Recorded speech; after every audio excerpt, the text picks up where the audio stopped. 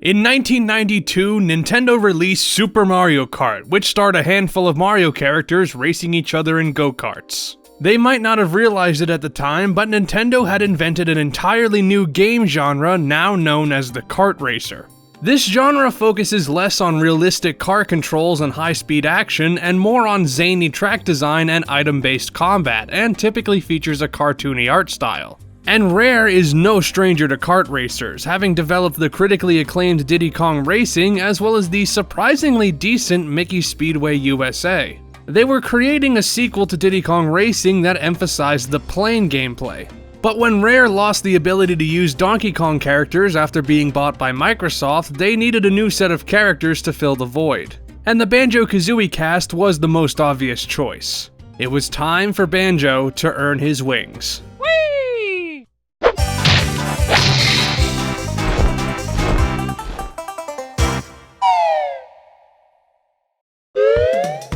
At the time of the Microsoft acquisition, Rare was working on 3 Donkey Kong games. Donkey Kong Coconut Crackers, which turned into the obscure puzzle game It's Mr. Pants, Donkey Kong Racing, which was cancelled altogether, and Diddy Kong Pilot, which eventually became Banjo Pilot. Diddy Kong Pilot would have starred Diddy Kong and a bunch of other Donkey Kong characters racing each other in biplanes on tracks inspired by the Donkey Kong series. The last known build of Diddy Kong Pilot was finished in 2003, and there's virtually no changes between this build and Banjo Pilot. The gameplay, items, graphic style, and track layouts are more or less the same. The only real difference is, obviously, the characters. However, there was another separate build of Banjo Pilot that featured an entirely different engine that used voxels to create 3D environments. While this version is more technically impressive than the finished product, with some of the best looking graphics for the Game Boy Advance, it was too demanding for the hardware, with heavy lag and choppy draw distance, so Rare reverted to the earlier build.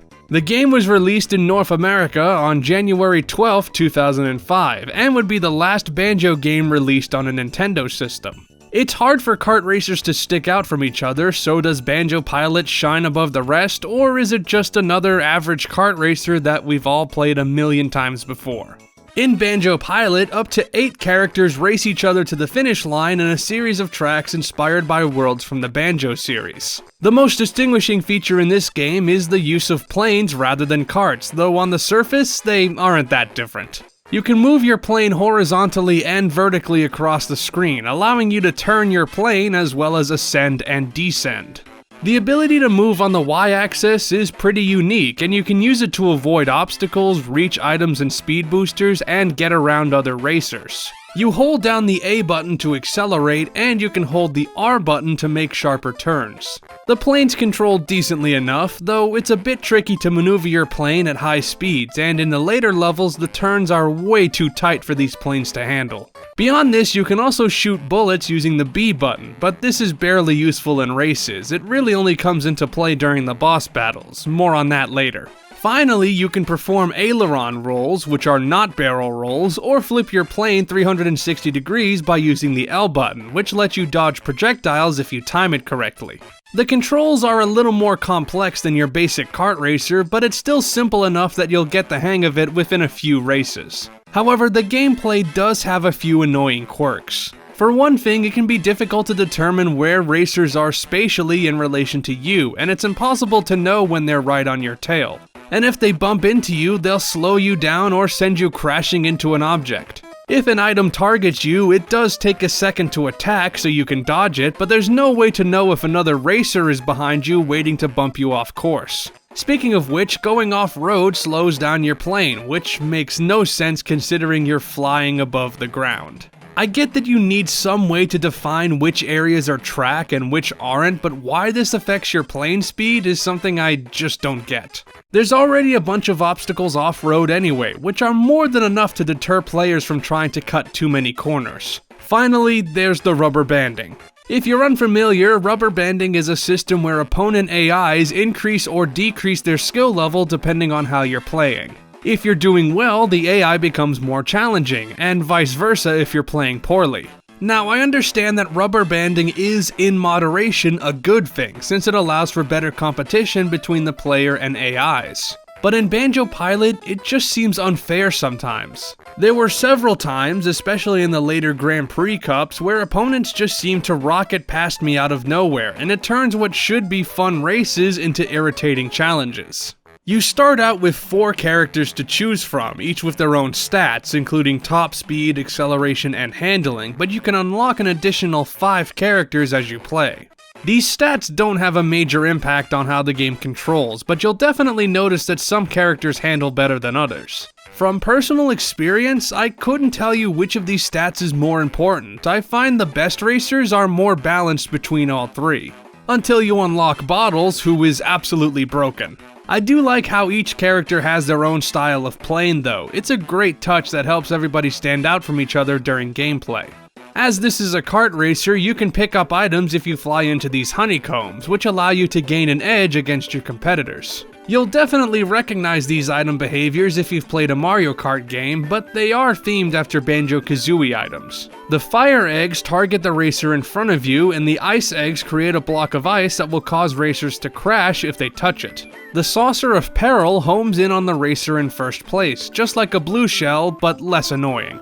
Turbo Trainers give you a big boost of speed, Golden Feathers grant you temporary invincibility, and Minji Jongo shrinks all other racers, which slows them down. Many of these items are holdovers from Diddy Kong Racing, and while their functions aren't unique, they are helpful when you've fallen behind. Also helpful are the Globos, which you need to unlock first. Once you do, they appear on a track and will give you an advantage if you shoot at them. Purple Globos spawn a series of speed boosters that let you zip through a part of the track, and green Globos create a portal that temporarily takes control of your plane and carries you along the course at a faster pace, essentially acting as an elongated warp to a further section of the course. The Globos are pretty hard to hit though, and the boosters they spawn disappear after a few seconds, so you need to fly carefully to take advantage of them. Finally, in Quick Race and Grand Prix mode, there are 4 notes on each track which help determine how many Cheeto pages you earn. After each race, you earn a number of Cheeto pages depending on which place you finished in, and the notes act as multipliers to this number if you collect them. You can give these pages to Cheeto to unlock features such as Grand Prix Cups, characters, and tracks for battle mode. Banjo Pilot is actually pretty heavy on things to do, more so than your average kart racer.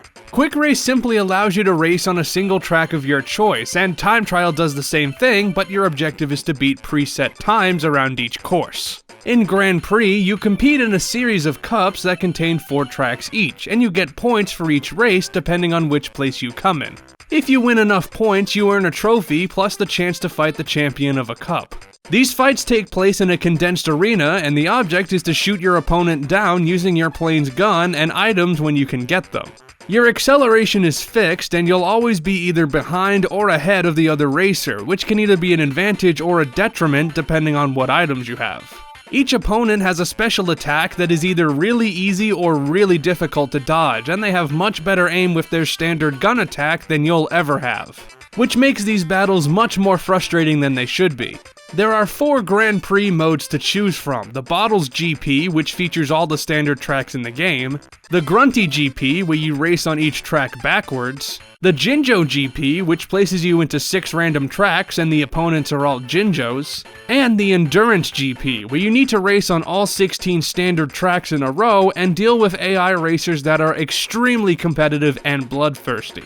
Your only real reward for beating a GP besides Cheeto pages is adding trophies and rosettes to your collection, but it is the best way to experience every track in the game. The final mode is Jiggy Challenge, where you need to collect all 6 Jiggies on a track while also beating your opponent, either Bottles or Grunty, to the finish line. All the Jiggies are marked on your minimap, and since you've likely played on these tracks a few times before attempting this mode, it isn't hard to grab them all and still come in first place. I should mention that Banjo Pilot also features multiplayer capabilities if you have multiple GBA systems and a link cable, which I don't have, so I can't exactly try it out. You're able to race your friends on any track in the game and participate in battle mode on specifically designed courses. And from what I can gather, it doesn't offer anything that any Mario Kart game won't also provide. The game certainly has a lot of stuff to keep you occupied, but it's all bogged down by Banjo Pilot's biggest drawback: the track design. Now, these tracks are absolutely fine, if a bit basic, and there's no annoying design choices on display, but there's two main issues with these courses. First, they're all pretty boring. Every course is just a linear track with the occasional branching pathway or shortcut, and while the aesthetics are different, a lot of courses blend together after a while. You can argue that that's true of every kart racer, but this leads into the second problem. These tracks don't take advantage of the plane gameplay. What was great about the plane stages in Diddy Kong Racing was that they accounted for a plane's ability to fly higher and lower. So the level design wasn't restricted to the same flat terrain as the kart sections. That doesn't apply here. Each track's terrain is leveled off, with no height differences anywhere. And that's such a wasted opportunity that makes the plane gimmick feel unnecessary. Because of how sterile and empty the track design is, you never feel like the planes are helping you race more effectively. What's the advantage that planes bring to these tracks? There isn't one. Even disregarding this issue, there aren't any interesting hazards or level gimmicks that make these tracks stand out from each other. There are obstacles, sure, but they're all just static objects that are incredibly easy to dodge. I imagine this would have been addressed if the game stuck with the voxel engine, as it would allow the team to create more advanced terrain. But as it is, these levels never rise above being just okay. At least the graphics and music are nice though. The character sprites are pretty decent, and the environments are nice and colorful, and maintain the same 3D-esque look of Grunty's Revenge. Kart racers don't need advanced graphics anyway, so keeping things simple is to be expected. The music, composed by Jamie Hughes and Robin Beanland, is alright too, though it again lacks the banjo soundtrack style. Most of the music was created for Diddy Kong Pilot, so it sounds more like a Donkey Kong soundtrack than anything else. But the compositions are pleasant to listen to, even if they're drowned out in the heat of the race. And that's Banjo Pilot, an average kart racer with an interesting but slightly underutilized gimmick. There's nothing fundamentally wrong with it, but it doesn't do anything that other kart racers haven't done before and done better. The game controls very well, the banjo theme is fun, and the game looks and sounds okay, but the track design leaves something to be desired and the difficulty feels artificial at times. At its worst, it's a quick cash grab trying to capitalize on the success of Mario Kart, but at its best, it's an okay game that might entertain you for a couple of minutes. This would be the last time until 2019 that Banjo appeared on a Nintendo system though, as there would finally be a Banjo-Kazooie game on an Xbox console in 2008. And let's just say that Banjo Pilot wouldn't be the last game to feature Banjo and Kazooie messing around with vehicles.